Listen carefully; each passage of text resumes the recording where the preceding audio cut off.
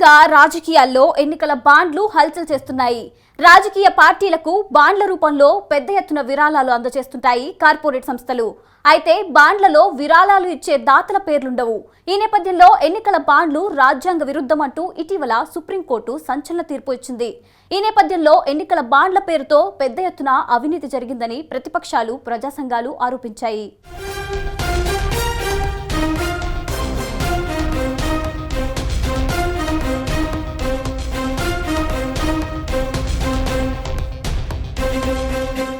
రాజకీయ పార్టీలకు చందాలివ్వడం సర్వసాధారణం. ఇది కేవలం మన దేశంలోనే కాదు, ప్రపంచమంతా ఉన్నదే. అగ్రరాజ్యమైన అమెరికాలో కూడా రాజకీయ పార్టీలకు వివిధ కార్పొరేట్ సంస్థలు విరాళాలిస్తుంటాయి. సహజంగా ఎన్నికల బాండ్లలో ఎటువంటి వివరాలు ఉండవు. రాజకీయ పార్టీలకు నిధులిచ్చే దాతలెవరో ఈ బాండ్లలో ఎక్కడా ఉండదు. వాస్తవానికి ఎన్నికల బాండ్ అంటే ప్రామిసరీ నోట్ లాంటిది.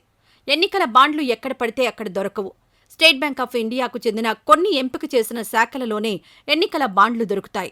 భారతదేశానికి చెందిన వ్యక్తులు, సంస్థలు లేదా సదరు సంస్థల తరపున రాజకీయ పార్టీలకు విరాళాలివ్వడానికి ఎన్నికల బాండ్లను ఉపయోగిస్తారు.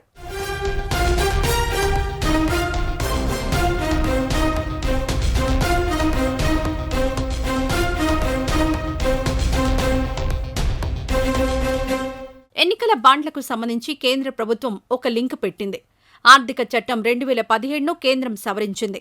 ఈ సవరణ కారణంగా కార్పొరేట్ కంపెనీలు స్టేట్ బ్యాంక్ నుంచి పెద్ద ఎత్తున బాండ్లను కొనుగోలు చేయవచ్చు. తమకు నచ్చిన రాజకీయ పార్టీలకు విరాళాలు అందించవచ్చు. అయితే విరాళాలిచ్చింది ఎవరు అనే వివరాలేవీ అధికారికంగా బయటకు రావు.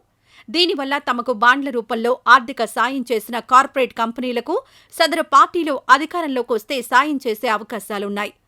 ఒక రకంగా క్విడ్ ప్రోకోకు అవకాశం ఉన్నట్లే. సింపుల్గా చెప్పాలంటే ఎన్నికల బాండ్ల వెనుక క్విడ్ ప్రోకో అనే పెను ప్రమాదం పొంచి ఉంది. దీనిని తప్పుపడుతూ ఏడీఆర్ సహా పలు ప్రజా సంఘాలు, బీజేపీయేతర నాయకులు సుప్రీంకోర్టులో కొంతకాలం కిందట పిటిషన్ వేశారు.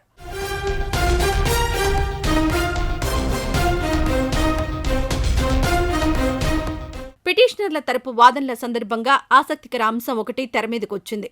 2016-17 ఆర్థిక సంవత్సరం నుంచి 2021-22 ఆర్థిక సంవత్సరం వరకు ఎన్నికల బాండ్ల రూపంలో బీజేపీకి 5,127.97 కోట్లు విరాళంగా అందాయి. అయితే మిగిలిన అన్ని జాతీయ పార్టీలకు కలిపి కేవలం 1,783.93 కోట్లు మాత్రమే వచ్చాయి. ఎన్నికల బాండ్లు అధికార పార్టీకి మేలు చేస్తున్నాయని చెప్పడానికి ఈ గణాంకాలు ఓ ఉదాహరణ అని పేర్కొన్నాయి ప్రతిపక్షాలు. అందులో అధికారంలో ఉన్నటువంటి పార్టీలకి ఎన్నికల బాండ్ల పేరుతోటి ఇచ్చినటువంటి కంపెనీల వివరాలను కనుక చూసేట్లయితే అధికారానికి కంపెనీల యొక్క లాభాలు లేదా వాటికి సంబంధించినటువంటి లావాదేవీలకి ఎంతటి అవినాభావ సంబంధం ఉందో, నీకిది నాకది అన్నట్టుగా క్విడ్ ప్రోకో అధికారంలో ఉన్నటువంటి వాళ్ళకి పారిశ్రామికవేత్తలు ఏ విధంగా నిధుల్ని సమర్పించుకుంటారో ఈ సుప్రీంకోర్టు తీర్పు మనకి స్పష్టం చేసింది.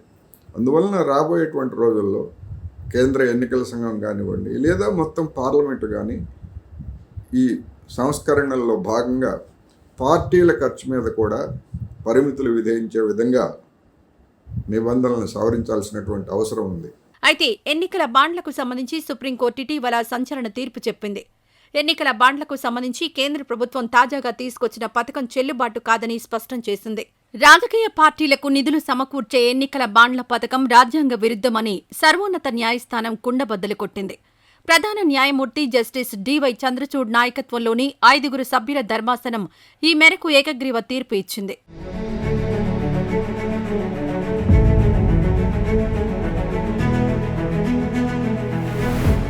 ఇలా ఊరు పేరు లేకుండా రాజకీయ పార్టీలకు నిధులు సమకూర్చడం అంటే సమాచార హక్కును ఉల్లంఘించడమేనని ధర్మాసనం పేర్కొంది.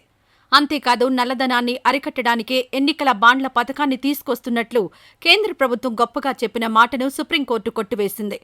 నల్లధనాన్ని అరికడతామన్న సాకుతో సమాచార హక్కును కేంద్ర ప్రభుత్వం ఉల్లంఘిస్తోందని సుప్రీంకోర్టు వ్యాఖ్యానించింది.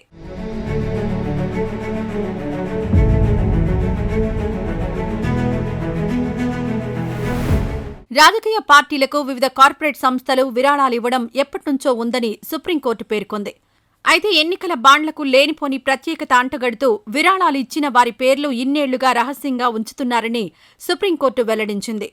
దాతల పేర్లు రహస్యంగా ఉంచడం అంటే ఆదాయ పన్ను అలాగే పన్ను చట్టాన్ని కూడా ఉల్లంఘించడమేనని సర్వోన్నత న్యాయస్థానం వ్యాఖ్యానించింది. రాజకీయ పార్టీలకు కార్పొరేట్ కంపెనీలిచ్చే విరాళాలు పారదర్శకంగా ఉండాలని సుప్రీంకోర్టు అభిప్రాయపడింది. కార్పొరేట్ సంస్థల నుంచి లెక్కకు మించిన రాజకీయ విరాళాలను అనుమతించడానికి వీలుగా కంపెనీల చట్టంలో చేసిన సవరణలను ఈ సందర్భంగా సుప్రీంకోర్టు ప్రస్తావించింది. కంపెనీల చట్టంలో చేసిన సవరణలు ఏకపక్షంగా ఉన్నాయని పేర్కొంది.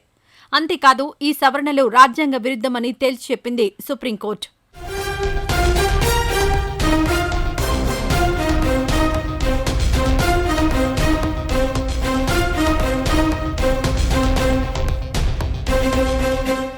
రాజకీయ పార్టీలకు కార్పొరేట్ కంపెనీలు విరాళాలిచ్చే విధానం పూర్తిగా క్విడ్ ప్రోకో ప్రయోజనాలకు అనుకూలంగా ఉందని సుప్రీంకోర్టు అభిప్రాయపడింది.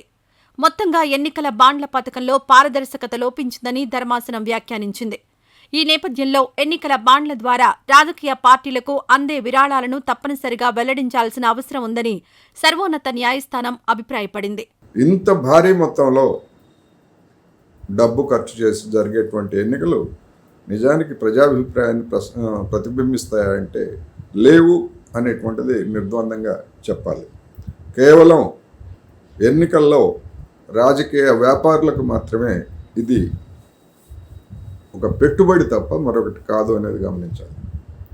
బీజేపీ ఈ 55,000 గత ఎన్నికల్లో పెట్టినటువంటి 55,000 కోట్లలో ప్రతి నియోజకవర్గానికి, లోక్సభ నియోజకవర్గానికి అయినటువంటి ఖర్చు చూస్తే సగటున 100 కోట్లు.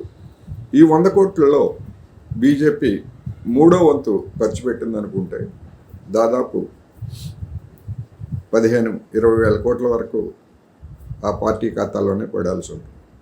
ఇదిలా ఉంటే రాజకీయ పార్టీలకు పెద్ద ఎత్తున విరాళాలు ఇచ్చిన వాటిలో ఆంధ్రప్రదేశ్, తెలంగాణ రాష్ట్రాలకు చెందిన అనేక కార్పొరేట్ కంపెనీలు కూడా ఉన్నాయి. వీటిలో చాలా సంస్థలపై గతంలో ఐటీ దాడులు జరిగాయి. అలాగే ఈ సంస్థల్లో ఈడీ సోదాలు కూడా జరిగాయి. ఇదిలా ఉంటే రాజకీయ పార్టీలకు పెద్ద మొత్తంలో ఎన్నికల బాండ్ల రూపంలో విరాళాలు ఇచ్చిన కంపెనీలకు ఆ తర్వాత కాంట్రాక్టులు లభించడం గమనార్హం. ఒకసారి నిశితంగా పరిశీలిస్తే చాలా సందర్భాల్లో ఈడీ సోదాల తేదీలు, విరాళాలిచ్చిన తేదీలు దగ్గరగా ఉండడం కనిపించింది. అయితే ఆయా సంస్థలు ఏ రాజకీయ పార్టీలకు చేరాయన్న విషయం ఇప్పటివరకు గోప్యంగానే ఉంది.